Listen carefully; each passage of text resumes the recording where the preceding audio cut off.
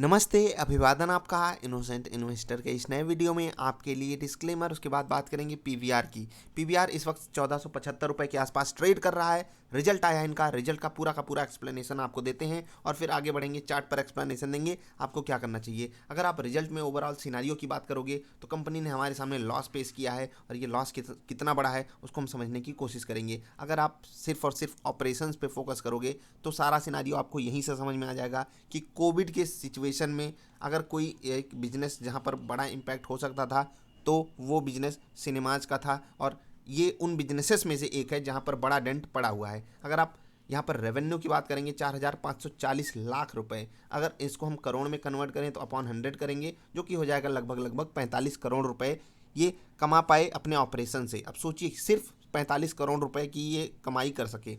Other income की अगर आप बात करोगे तो लगभग 275 करोड़ रुपए के आसपास इनकी कमाई हुई इस क्वार्टर में। ठीक, अभी हम पिछले क्वार्टर से अगर कंपेयर करें, पिछले क्वार्टर से, खैर आगे बढ़ते हैं। बहुत से लोग समझदार हो गए होंगे, जो समझदार हैं वो वीडियो लाइक कर देंगे क्वार्टर से अगर उनको कुछ समझ में आया है तो। बाकी रेवेन्यू फ्रॉम ऑपरेशंस इन 30 सितंबर 2020 वाला क्वार्टर कैसी लगी अंग्रेजी।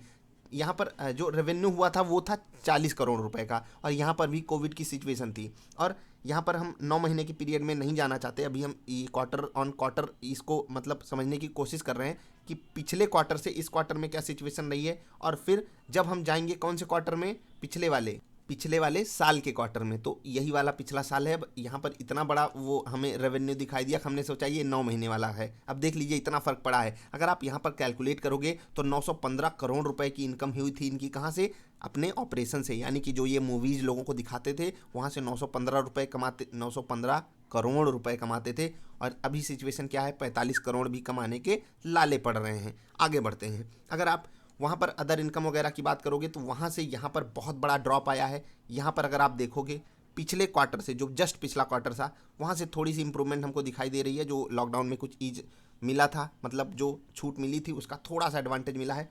बहुत बड़ा एडवांटेज कंपनी ने नहीं उठाया। कुछ इन्वेस्टमेंट पे इनके पैसे वापस आए हैं तो वहाँ से टोटल इनकम थोड़ी सी बढ़ गई है अगर आप अदर इनकम को जोड़ लोगे तो। फिर ठीक, अब जो सबसे बड़ा सवाल वो है खर्चे का। खर्चा हम देखते हैं। यहाँ पर अगर आप देखोगे तो 86 करोड़ रुपए का खर्चा आया था।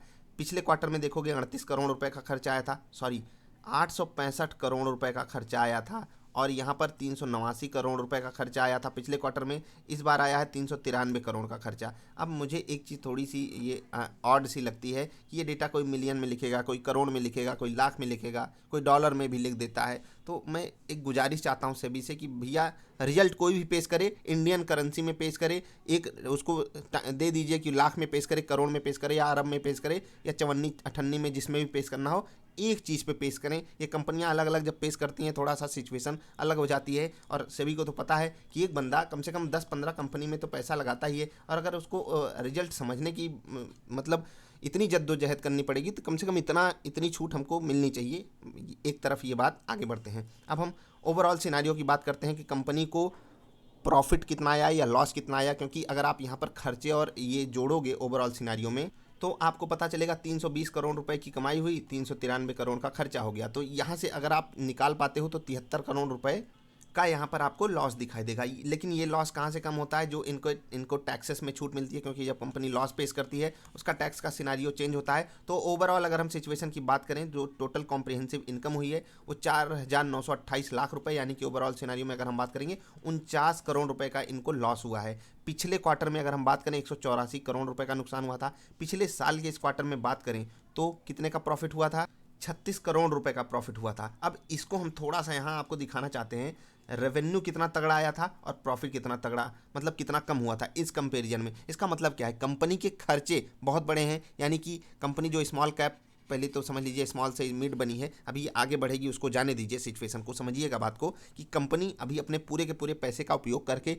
आगे बढ़ना चाहती है, यानी कि ये ग्रोथ वाली कंपनी है। जब भी आपको कोई ऐसी कंपनी दिखाई दे जिसका रेवेन्यू ज़्यादा है और प्रॉफिट कम है, समझ लीजिए वो अपने पैसे को अपने बिजनेस में लगाकर आगे बढ़ने की कोशिश कर रही है। अब हम अगर यहाँ से सिचुएशन को समझने की कोशिश करें तो कोविड ने बहुत भयंकर चोट दी है कोविड ने, और इसी का असर हमको चार्ट पे भी देखने को मिलता है। खैर अभी कुछ पॉजिटिव न्यूज़ भी आई थी, उसमें हमने बढ़िया ट्रेड भी आपको दिलाया था और बढ़िया हमने ट्रेड भी किया था, बढ़िया प्रॉफिट हुआ था, वो भी एक्सप्लेन करेंगे। उससे पहले एक चीज़ आपको दिखाना चाहेंगे, ये 9 महीने का कंपेरिजन आप जरूर देख लीजिए। 31/12/2019 से कंपेयर करेंगे 31/12/2020 को, और यहाँ पर बहुत सारी सिचुएशन हमको समझ में आ जाएगी कि ये 9 महीने में हुआ क्या। ठीक, यहाँ से अगर आप जोड़ोगे 98 करोड़ रुपए कमा पाए, जहाँ पर ये 2769 करोड़ रुपए कमाते थे। फर्क देख रहे हैं कितना बड़ा है। और अगर आप ओवरऑल इनकम की बात करोगे तो उसमें भी बहुत बड़ा डेंट पड़ा है, इतनी मतलब अदर इनकम के बावजूद भी। ये सिचुएशन को अगर हम समझना चाहते हैं, इसका मतलब क्या है कि 2020 पीवीआर के लिए बिल्कुल अच्छा नहीं गया। प्रॉफिट में भी अगर हम चलकर देखते हैं तो यहाँ पर कंपनी को बहुत भयंकर नुकसान हुआ है। 458 करोड़ रुपए का नुकसान कंपनी को झेलना पड़ा है। और ये कंपनी ये भी कह रही है कि जो जहाँ से ये किराया मतलब जिन लोगों का ये किराए पे मतलब बिल्डिंग वगैरह इनको किराए पे लेनी पड़ती है, तो वहाँ पर थोड़ा सा सेटलमेंट की बात कर रहे हैं कि हम आने वाले समय में जब हमको प्रॉफिट होगा तब हम शेयर करेंगे। मतलब थोड़ा सा ना नेगोशिएशन चल रहा है, क्योंकि कंपनी नहीं डील कर पाती। और इसीलिए मैं आपसे कहता हूँ कि जब भी आप एक बिजनेस में पैसा लगाते हो ना, तो उसको इस तरीके से देखा कीजिए कि वो आप ही की कंपनी है और आप उसमें पैसा लगाए हुए हो। क्यों मैं ये बात कह रहा हूँ, क्योंकि कंपनी को बैकग्राउंड में कितना काम करना पड़ता है हम आप एक बार के लिए नहीं सोच सकते।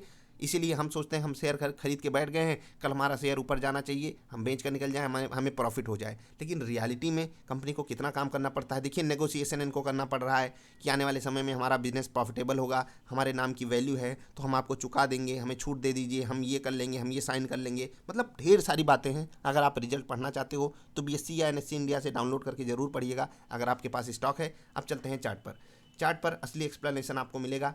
एक थोड़ा सा रिकैप हम आपको देना चाहेंगे। जब सिनेमाज को 100% छूट दी गई थी अपनी सीट फुल करने की, ये बहुत बड़ी पॉजिटिव न्यूज़ थी। और वहाँ पर मैंने आपको आइनॉक्स लेज़र और पीवीआर खरीदने को बोला था। आप वो वीडियो जाकर जरूर देखिएगा। लेकिन अभी मैंने उसके बाद टेलीग्राम पे आपको अपडेट भी किया था, प्रॉफिट बुक कर लीजिए, बढ़िया हमको रिटर्न मिल गया था 10% के आसपास का।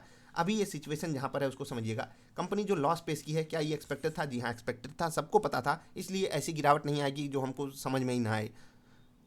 जो मैं रिजल्ट के सिनारियो में बात कर रहा हूँ, और रिजल्ट जिस हिसाब से आया है मुझे नहीं लगता कि ऐसी कुछ गिरावट भी आने का एक नॉर्मल सेंस है। बाकी बाजार नी जर्क रिएक्शन भी दिखा सकती है। नॉर्मल सिनारियो में अगर बाजार नेगेटिव होती है तो मतलब एक गिरावट का माहौल बन सकता है पीवीआर में। अब एक ब्रेकआउट पे भी खड़ा है पीवीआर। अगर लोगों को लगता है बड़े प्लेयर्स यहाँ पर खेल सकते हैं कि पीवीआर ने उम्मीद से बेहतर परफॉर्म किया है, अपने खर्चे को कंट्रोल किया है या आने वाले समय में, और यहाँ पर मैंने एक चीज़ कही कि ऐसी कंपनियों में लोगों को ग्रोथ दिखाई देती है और इसी ग्रोथ पे लोग पैसा लगाते हैं। और एक चीज़ आप समझने की कोशिश कीजिएगा, पीवीआर जैसी company Nifty all time highs पे है और ये 2100 का हाई मार करके अभी हमको 1500 में मिल रही है, तो केवल और केवल इसलिए क्योंकि कोविड ने इनको बड़ी बड़ी बड़ी भयंकर चोट दी हुई है। और इस कोविड की चोट को ये बहुत दिन तक नहीं भुला पाएंगे। और समझिएगा बात को कि कंपनी अभी 1500 पे हमको मिल रही है, प्राइस मतलब फेयरली प्राइस्ड है प्रेजेंट सिनारियो में। लेकिन अगर आप ईपीएस वगैरह से कैलकुलेट करोगे आपको लगेगा कि ये बिल्कुल कंपनी फिट नहीं बैठती है। और मैं भी आपको एक बार के लिए कहूँगा, इस कंपनी में रिस्क अभी भी है, क्योंकि लोग कुछ भी बातें कर लें कि वैक्सीन लग जाएगी, ये हो जाएगा, वो हो जाएगा। लेकिन आपको एक बात समझनी है कि अगर फिर कुछ से कुछ ऐसा होता है, कोई सेकेंड वेव आ ही जाती है या जो वैक्सीनेशन चल रहा है उसमें कुछ दिक्कतें आ जाती हैं, ये सब मतलब कहने की बातें हैं, तो आपको मैं सेफ करने की बात कर रहा हूँ। अगर आप थोड़ा सा सेफ प्ले करना चाहते हो, पीवीआर आपके लिए नहीं है, दो कारणों से। पहली चीज़, कंपनी छोटी है, और दूसरी चीज़, इस कंपनी को थोड़ा सा मतलब अपने रिस्क को संभालने के लिए जो फंड चाहिए वो फंड की अवेलेबिलिटी हर सिचुएशन में है नहीं। और क्योंकि 2020 अच्छा नहीं गया है तो 2021 में ये अपने पुराने घाव को ही भरने में समय बिताएंगे। लोग क्या देखते हैं? लोग देखते हैं ग्रोथ अपॉर्चुनिटी आगे कैसी है, उसी हिसाब से स्टॉक चलेगा। अगर आपको रहना है या लेना है तो नीचे के सिनारियो में ही लेने की कोशिश कीजिएगा। जो रिजल्ट आया है ये एवरेज रिजल्ट है, ना मैं इस रिजल्ट को अच्छा कह सकता हूँ ना बुरा। लॉस तो दिया है कंपनी ने, लेकिन ये लॉस एज एक्सपेक्टेड है।